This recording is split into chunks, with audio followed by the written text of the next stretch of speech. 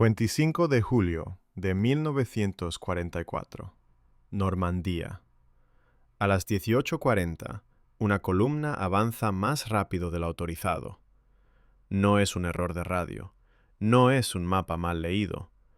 Es una decisión que rompe el calendario de la guerra. Horas después, en un cuartel aliado saturado de humo y café frío, un hombre mira una mesa de mapas y dice una sola frase: «Dime que esto es un error». Si buscas reconstrucciones de guerra contadas como un thriller histórico, suscríbete ahora. You won't find these stories anywhere else. Y dime en los comentarios, ¿hasta dónde puede llegar un comandante antes de cruzar una línea invisible? El día no empezó con tensión, empezó con rutina. En el cuartel general aliado, al oeste de Saint-Lô, el aire estaba cargado de cansancio, no de miedo. Durante semanas, las líneas en los mapas apenas se habían movido.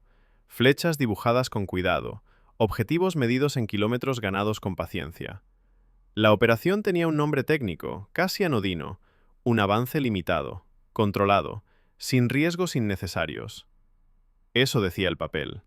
A primera hora, los informes eran previsibles: resistencia alemana irregular, algunos puntos fuertes, nada fuera de lo esperado. El problema no estaba en lo que se veía, estaba en el tiempo. Porque la guerra no solo se gana con posiciones, se gana con ritmo. A media mañana, los primeros bombarderos habían abierto el terreno. El polvo aún flotaba cuando las unidades comenzaron a moverse. Todo seguía el guión. Demasiado bien. En una sala lateral, un oficial de enlace revisaba mensajes entrantes. Se detuvo un segundo más de lo normal en una línea. No era alarmante, solo extraña.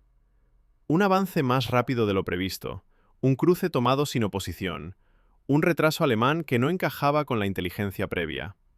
Se anotó, nada más. A unos kilómetros de allí, otro hombre leía los mismos datos de otra forma. No buscaba confirmación, buscaba patrones. Y lo que vio no fue resistencia, fue vacío. Un vacío que solo existe durante un instante. El mediodía pasó sin anuncios. En el cuartel, los relojes seguían marcando el ritmo de siempre. Las decisiones se tomaban por capas, se informaba, se evaluaba, se esperaba.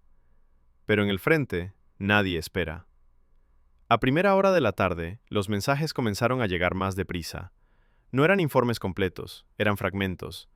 Carreteras abiertas, cruces sin asegurar, unidades avanzando más allá de sus puntos asignados. Demasiado rápido para el papel, demasiado real para ignorarlo. En la mesa principal, alguien señaló una flecha que había superado su límite previsto. Otro corrigió la línea con un lápiz, un gesto pequeño, tranquilizador. Aún estaba dentro de lo razonable. Pero el problema de la velocidad es que no pide permiso. A las 16 horas, un informe interno mencionó algo que no debía estar ahí. Un retraso alemán en la reacción, no táctico, operativo. Eso sí era nuevo. Se discutió brevemente. Se atribuyó al caos del bombardeo, a problemas de comunicación enemigos, explicaciones cómodas. A esa misma hora, una orden se transmitía hacia adelante. Corta, precisa, sin dramatismo. Avanzar. No figuraba en el plan original, pero tampoco lo contradecía, todavía. A las 17:30, el ritmo ya no coincidía con los mapas. Las posiciones reales estaban por delante de las autorizadas. Las radios crepitaban con mensajes cada vez más breves. Cuando el movimiento acelera, el lenguaje se encoge. En el cuartel, alguien empezó a recalcular. Si esto seguía así, las unidades estarían fuera del marco aprobado antes del anochecer. Eso no era un detalle, era una grieta. A las 18:40, la confirmación llegó sin dramatismo. Una columna había avanzado más allá de lo permitido. No por confusión, no por error, por decisión. El silencio se apoderó de la sala. No el silencio del pánico, el de la comprensión tardía. Porque todos entendieron lo mismo al mismo tiempo. El calendario había sido roto. No por el enemigo, por uno de los suyos. Un oficial se acercó al comandante supremo. Le habló en voz baja. Señaló el mapa. Las líneas ya no significaban lo mismo. El comandante no respondió de inmediato. Miró la mesa, las flechas, los tiempos. Y entonces dijo esa frase: «Dime que esto es un error». Pero nadie pudo hacerlo, porque no lo era. Cuando la frase quedó suspendida en el aire, nadie se movió. No porque no supieran qué hacer, sino porque todos comprendieron que, hicieran lo que hicieran después, ya llegaban tarde. El avance no había ocurrido en el papel, había ocurrido en el terreno, y el terreno no retrocede. Un oficial intentó recomponer la situación con palabras técnicas: desfase temporal, desajuste entre unidades, necesidad de verificación.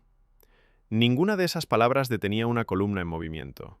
En la mesa de mapas, los relojes comenzaron a importar más que las flechas. Horas, minutos, ventanas que se abrían y se cerraban sin anunciarse. La guerra se estaba acelerando sola. Mientras el cuartel debatía, en el frente nadie debatía nada. Los comandantes de campo tomaban decisiones por una razón simple: el enemigo no estaba donde debía estar. No había líneas sólidas, no había contraataques coordinados, solo bolsas de resistencia aisladas y carreteras abiertas más allá de lo previsto. Eso era peligroso.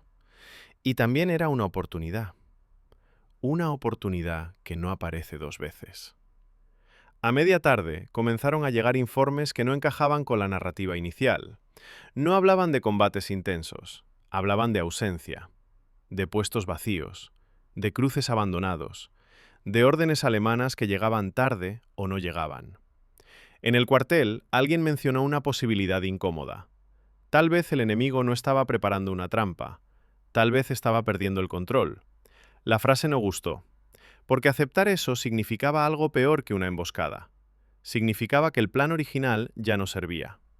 Y los planes, en una guerra de coalición, son más frágiles que las divisiones. Se revisaron los informes de inteligencia, los más recientes, los más antiguos. Nada indicaba un colapso total alemán. Pero la inteligencia siempre llega tarde al presente.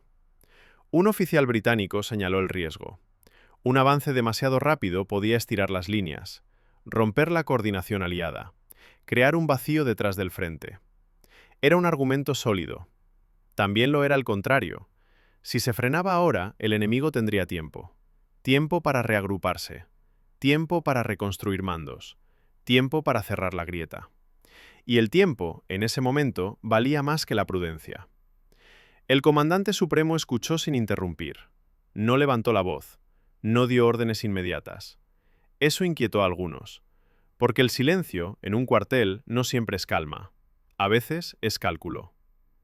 Al caer la tarde, un nuevo mensaje llegó desde el frente. Más corto que los anteriores, más directo. El avance continúa, sin resistencia organizada. No pedía permiso, informaba de un hecho consumado. En ese instante, algo cambió en la sala. No oficialmente, no en los documentos, pero todos lo sintieron. Ya no se discutía si el movimiento era correcto, se discutía cómo absorberlo, cómo explicarlo, cómo sostenerlo. Porque detenerlo ahora implicaba algo peor que el riesgo, implicaba perder el impulso. Y el impulso es una fuerza que no responde a órdenes escritas. A esa misma hora, en el otro lado, la confusión comenzaba a tomar forma, no como pánico, como retraso. Órdenes que no coincidían, unidades esperando instrucciones que no llegaban, mandos intermedios improvisando. No era una derrota visible, era una erosión silenciosa. Y la erosión no se combate con discursos. En el cuartel aliado, alguien murmuró una frase que no quedó registrada, no en actas, no en informes. Si esto sigue así, ya no podremos decir que fue un accidente. Nadie respondió, porque todos sabían que era verdad. La guerra acababa de entrar en una fase donde la velocidad dictaba las reglas, y aún no estaba claro quién podría controlarla. Cuando la noche empezó a caer sobre Normandía, una cosa era evidente. El día siguiente no seguiría el plan. La noche no trajo descanso, trajo distancia. Mientras el cuartel aliado intentaba reorganizar lo que ya había ocurrido, en el frente las decisiones seguían acumulándose unas sobre otras, sin pausa, sin revisión. La velocidad había roto la sincronización. Las radios transmitían mensajes cada vez más breves, ubicaciones aproximadas, órdenes reducidas a verbos. Avanzar, asegurar. seguir. Ya no había tiempo para justificar nada.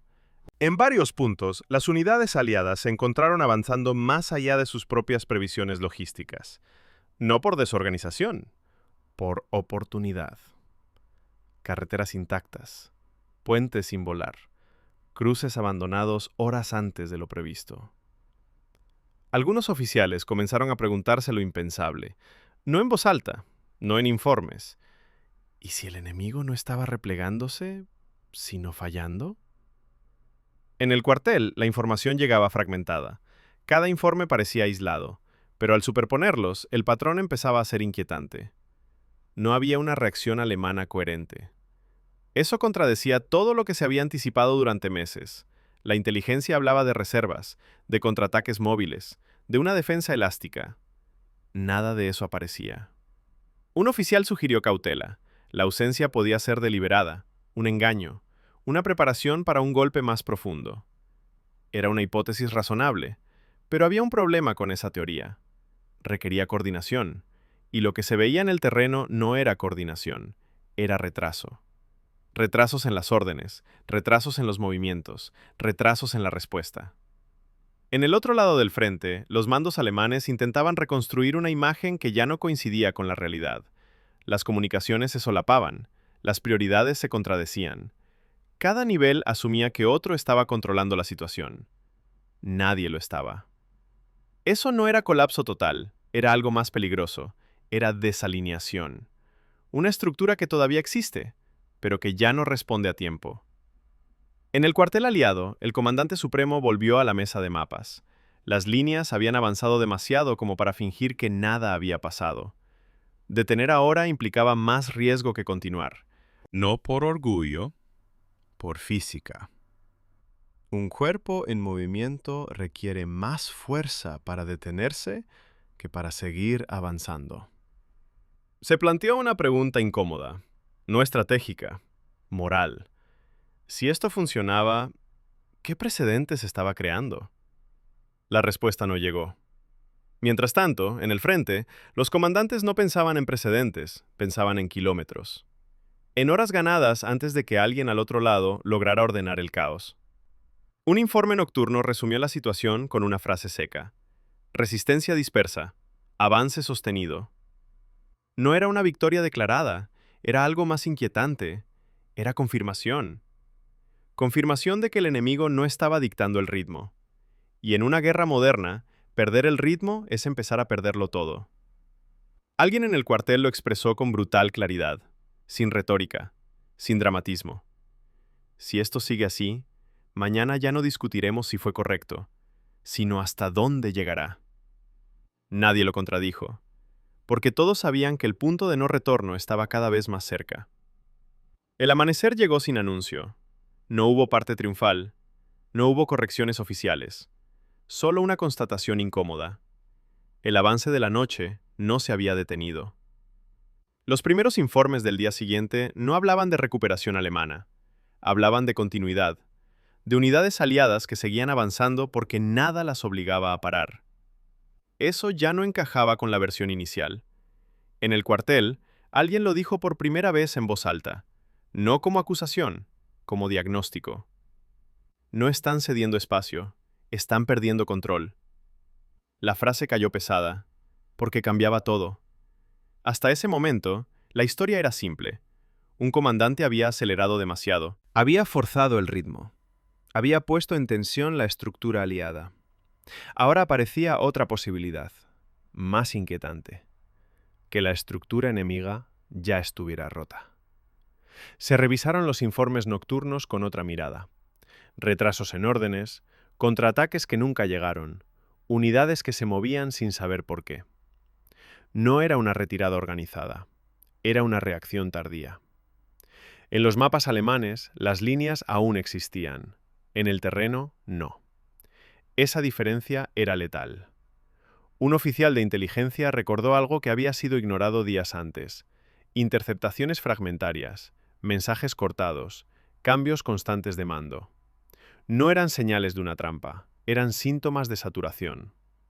Por primera vez, la hipótesis cambió de forma clara. El enemigo no estaba eligiendo cuándo luchar, Estaba reaccionando tarde. Y reaccionar tarde es casi lo mismo que no reaccionar. El comandante supremo escuchó en silencio. No celebró. No mostró alivio. Porque entender eso implicaba asumir algo peligroso. Que frenar ahora sería regalar tiempo al enemigo. El dilema ya no era disciplinario, era temporal. Control contra oportunidad. En el frente, los comandantes no necesitaban ese debate. Ellos ya habían tomado partido. Cada hora sin resistencia organizada era una invitación a seguir. Algunos oficiales alemanes, según se sabría después, empezaron a darse cuenta de lo mismo. No de golpe, no todos, pero lo suficiente. Las órdenes empezaron a cambiar de tono. Menos ofensivas, más defensivas, más confusas. Intentaban cerrar algo que ya se había abierto. En el cuartel aliado, alguien hizo una pregunta que nadie quería responder. Si esto no era una desviación, si era una lectura correcta del colapso enemigo, ¿quién estaba realmente forzando a quién? La sala volvió a quedar en silencio, porque esa pregunta invertía la historia completa. Ya no era un general rompiendo el plan, era el plan quedándose atrás. Y los planes que se quedan atrás no se corrigen, se abandonan. Ese fue el momento exacto en que la guerra cambió de forma. La aceptación no llegó como una orden, llegó como una omisión. Nadie dijo «deténganlo», y en una guerra, eso ya es una decisión. El cuartel aliado empezó a adaptarse a un hecho consumado. No se anunció un cambio de plan, simplemente se dejó de hablar del plan original. Los informes comenzaron a redactarse con otro lenguaje, menos condicional, menos cautela, más constatación. El avance ya no se describía como una anomalía, se describía como una realidad que debía gestionarse. Eso alteró algo más profundo que la logística, alteró la autoridad. Porque aceptar el avance significaba aceptar el método, y aceptar el método significaba aceptar que la velocidad había impuesto su propia jerarquía. En Londres los mensajes comenzaron a llegar con retraso, no por distancia, por incomodidad. No era fácil explicar por qué las líneas avanzaban más rápido de lo autorizado, ni por qué nadie las había detenido. Las respuestas fueron cuidadosas, técnicas, evitaban nombres, pero el subtexto era claro. En el cuartel alguien mencionó una palabra que no figuraba en ningún documento oficial: precedente. La palabra flotó en el aire más tiempo del necesario, porque un precedente no es un error, es una puerta. Y una vez abierta, ya no se cierra igual. Mientras tanto, el enemigo intentaba recomponer su estructura. No con grandes maniobras, con parches. Reasignaciones de mando, órdenes contradictorias, intentos de frenar un flujo que ya había superado los puntos de control. Eso generó algo peor que el caos. Generó dudas. Dudas en los mandos intermedios. Dudas sobre quién tenía la iniciativa y cuándo. En varios sectores, esas dudas se tradujeron en inmovilidad, y la inmovilidad, frente a un avance rápido, es letal. No hacía falta derrotar al enemigo, bastaba con adelantarse a sus decisiones. En el cuartel aliado, el comandante supremo comprendió algo esencial. No lo expresó en voz alta. No aún. El éxito ya no podía medirse solo en terreno ganado. Había otro coste, invisible, acumulativo. Cada kilómetro ganado sin autorización formal debilitaba una norma. Cada hora de ventaja reforzaba una lógica peligrosa. La lógica de que el resultado justifica el método. Y esa lógica, una vez instalada, no distingue banderas. Algunos oficiales comenzaron a preguntarse en privado qué ocurriría después. No mañana, no en Normandía. Más adelante, en la próxima decisión crítica. Si esta velocidad funcionaba, ¿quién se atrevería a frenarla la próxima vez? Ese pensamiento no quedó registrado, pero cambió miradas, cambió silencios. En el frente, el avance continuaba, no por desafío, por inercia. Porque detener algo que funciona requiere más valor que iniciarlo. Y así, sin una orden explícita, se cruzó otra línea.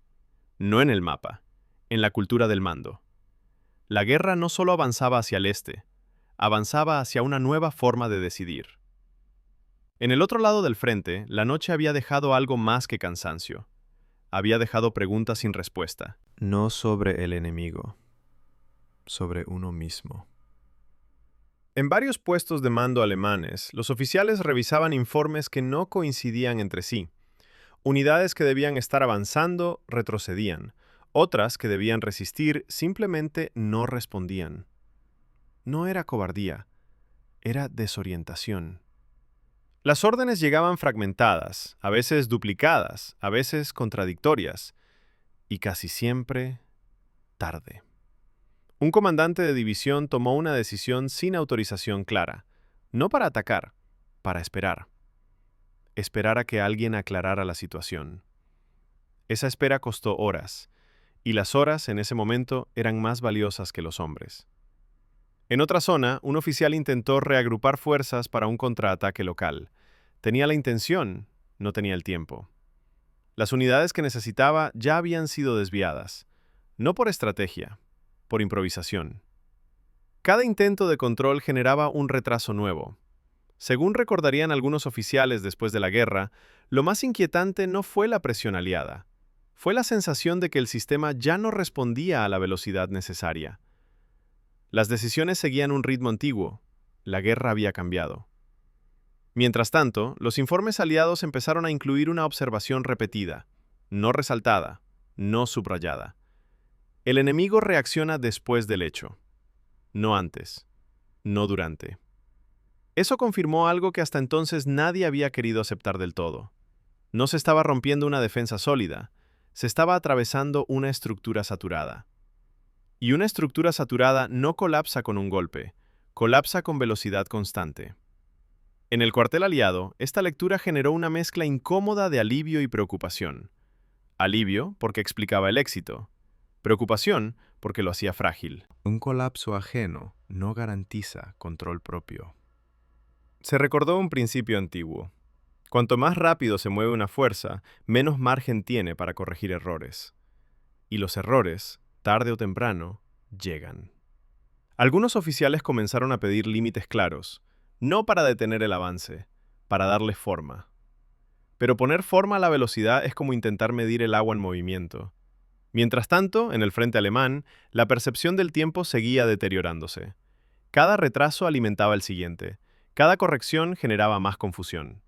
Un informe interno describió la situación con una frase seca. No llegamos a tiempo a nuestras propias decisiones. Esa frase no estaba pensada para el enemigo. Era un diagnóstico interno. Y era devastador. En el cuartel aliado, alguien comprendió por primera vez la magnitud del momento. No se trataba solo de ganar terreno. Se trataba de haber entrado en la mente del sistema enemigo y haberlo adelantado. Pero adelantar al enemigo no significa superarlo para siempre. Significa cargar con las consecuencias. Porque la velocidad que desarma al otro también erosiona al que la usa. Esa noche, mientras las columnas seguían avanzando, una idea comenzó a asentarse en silencio. No había vuelta atrás. Lo que se había puesto en marcha ya no podía detenerse sin pagar un precio diferente. Y ese precio aún no era visible. La comprensión llegó tarde, y cuando llegó, ya no ofrecía opciones, solo explicaciones. En el cuartel aliado, el análisis dejó de centrarse en el enemigo. Eso, por sí solo, ya era un síntoma. El foco pasó a la propia estructura. Los informes confirmaban el éxito operativo, kilómetros ganados, resistencia desarticulada, ventanas explotadas a tiempo. Pero junto a cada dato positivo aparecía otro, más difícil de medir. La cadena de mando había sido superada por los acontecimientos. No rota, no ignorada, superada. Las decisiones no habían desaparecido, simplemente habían llegado después. Ese fue el segundo giro real de esta historia, no evidente, no inmediato, pero definitivo. Durante días se había asumido que el riesgo residía en el frente, en una emboscada, en un contraataque inesperado. Ahora se entendía que el riesgo estaba detrás, en la estructura que debía absorber el éxito. Un oficial lo expresó con crudeza contenida, no en una reunión formal, en voz baja. La velocidad ha ganado, pero ¿quién la manda ahora? La pregunta no tenía una respuesta clara. porque si el avance se legitimaba por su resultado, entonces el método quedaba validado. Y si el método quedaba validado, el control pasaba a ser una formalidad posterior. Eso no era una victoria limpia, era una transformación. El comandante supremo lo comprendió con absoluta claridad, no como reproche, como constatación. El éxito había creado una nueva norma sin pedir permiso. A partir de ese momento, ninguna orden futura podría ignorar lo ocurrido. Ningún comandante volvería a pensar solo en el mapa, pensaría en el reloj. En el otro lado, los mandos alemanes también entendieron algo parecido, demasiado tarde, desde otra perspectiva, que no estaban perdiendo terreno, estaban perdiendo sincronización. Y la sincronización no se recupera con valentía, se recupera con tiempo, tiempo que ya no tenían. El avance aliado continuó, no como un gesto de desafío, como una consecuencia inevitable. Detenerlo ahora habría significado negar la realidad creada. Así, sin una orden formal, quedó establecido un principio peligroso. La iniciativa rápida no solo era aceptable, era deseable, incluso si erosionaba el control. Algunos oficiales celebraron en silencio, otros se inquietaron aún más, porque sabían lo que viene después de los precedentes. No una repetición, una expectativa. Y las expectativas, en la guerra, obligan a decisiones aún más rápidas. Esa fue la verdadera ruptura del calendario. No solo se adelantó el frente, se adelantó la lógica misma de la guerra. Y una vez que la lógica cambia, ya no hay marcha atrás. Lo que había comenzado como una posible equivocación, se revelaba ahora como algo más profundo. Una victoria que había cobrado su precio antes de ser entendida. El último ajuste aún no había llegado, pero todos sabían que lo haría. Porque la guerra nunca permite ventajas sin factura, y esta estaba a punto de presentarse. El final no llegó con un comunicado, llegó con comprensión. No en el frente, en la memoria. Días después, cuando las líneas ya habían avanzado y los mapas empezaban a parecer distintos, alguien intentó reconstruir el momento exacto en que todo cambió. No lo encontró. Porque no hubo un solo instante, hubo una acumulación. Decisiones pequeñas, omisiones conscientes, silencios aceptados. El avance había funcionado, eso ya no estaba en duda. Pero el precio no se midió en bajas ni en kilómetros. Se midió en algo menos visible, la forma de mandar. A partir de ese día, ningún comandante aliado volvió a creer del todo que el plan precede a la realidad. Aprendieron algo más incómodo, que a veces la realidad se impone antes de poder ser aprobada. En retrospectiva, algunos lo llamaron audacia, otros irresponsabilidad controlada. Nadie volvió a llamarlo error. En los pasillos, años después, un oficial resumió la lección sin dramatismo, sin épica. No ganamos por romper las reglas. Ganamos porque aceptamos que ya estaban rotas. Ese día en Normandía no cambió la guerra por sí solo, pero cambió la velocidad a la que se tomaban las decisiones. Y cuando la velocidad cambia, cambia todo. El calendario dejó de ser una guía, se convirtió en una consecuencia. Eso fue lo que realmente entendieron aquella noche. No que alguien hubiera ido demasiado lejos, sino que quedarse atrás ya no era una opción. La guerra siguió. Los nombres quedaron en los libros, las batallas en los mapas. Pero ese momento quedó en otro lugar. En la forma en que, desde entonces, los comandantes miraron el reloj antes que el papel. Porque aprendieron algo que no se enseña en academias, que a veces, cuando alguien dice, dime que esto es un error, lo que realmente teme es que no lo sea. Si quieres más historias donde una sola decisión cambia el curso de la guerra, suscríbete al canal. You won't find these stories anywhere else. Y dime en los comentarios, ¿la velocidad gana guerras?